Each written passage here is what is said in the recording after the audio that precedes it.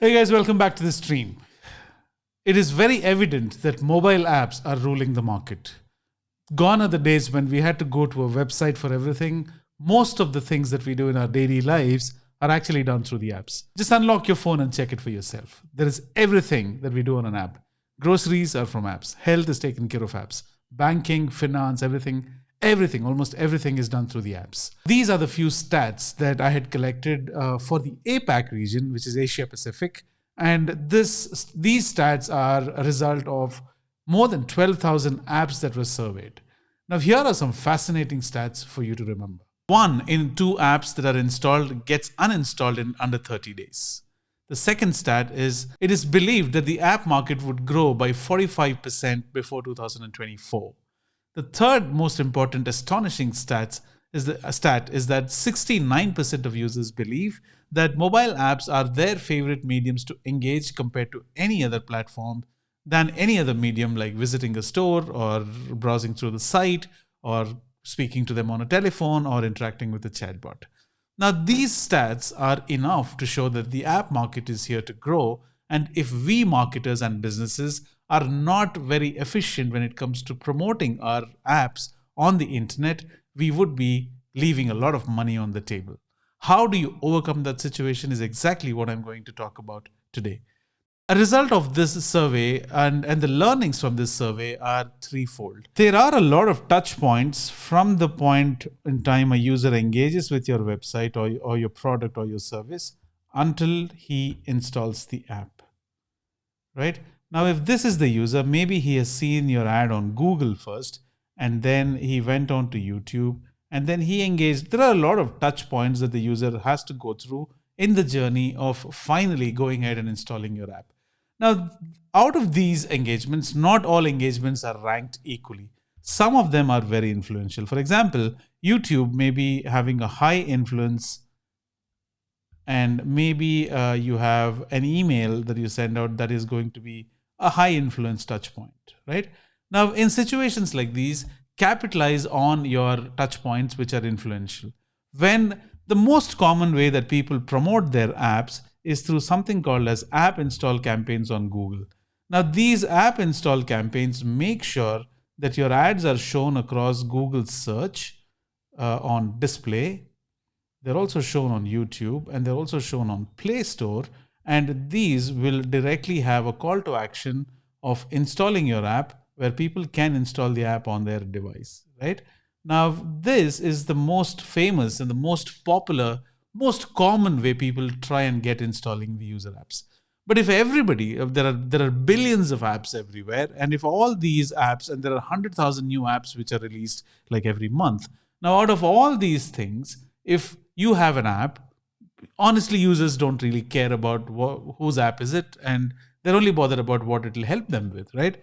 Now, how do you stand out in trying to get the maximum out of your app, and how do you make sure that you get these apps installed on the users' phones, right? Now, when you have such a situation, you need to make sure that you need to capitalize on these influential touch points. For example, let's say we have an app that is doing all of these things that we had just mentioned. They are running app install campaigns across all these networks.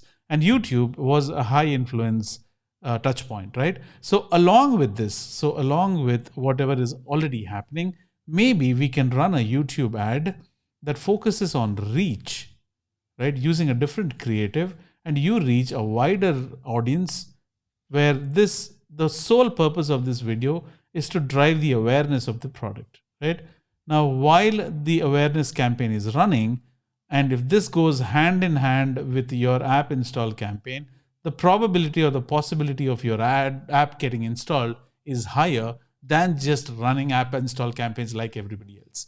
Now, for some people, it may be YouTube. For some people, it may be remarketing. For some people, it may be display. For some people, it may be email. Whatever is your influential touch point, please capitalize on that along with running your app install campaigns. That's the first thing that we can do to make sure that our app is having a better chance to get installed, provided the app is good. Bad product, bad apps cannot get promoted, but if you believe that if your app has something there, I think this is the way to go. The second thing that you need to keep in mind is people should have a clear answer is why your app? There are millions and zillions of apps already there. Why should people be bothered about installing your app? So make sure you highlight your features and differentiate your best features, right? And make it very, very easy for users to navigate and to understand what it is all about. You have highlighted your future features and you have made the navigation easy. Make it very easy for users to understand, have explainer videos, etc. And the third thing that you may consider doing, and the third most important thing that you may consider doing, is make the registration process easy. It should be typically under 5 clicks. For most of the best apps that get installed, have the user registered in under 5 steps or 5 clicks. So these 3 things are something that you can keep in mind to make sure you have a better chance of the app to get installed and to get promoted. Not just that. Now, if you think your job is done at this point in time where your app is installed, you're further away from the truth. Your actual job starts after the app gets installed, right? So after the app is installed, there are some things that you need to be doing, because it is believed that 93% of audiences or users will consider your app going forward if they have an overall understanding or a connect with the brand and not just your app. Now, if you may look at a lot of other things, examples like this. I don't think many people who delete their Amazon apps, right? I don't believe people would uninstall their, let's say, WhatsApp. People wouldn't uninstall. In fact, they dread uninstalling these apps. And there are people who may be afraid of uninstalling YouTube. Why is that?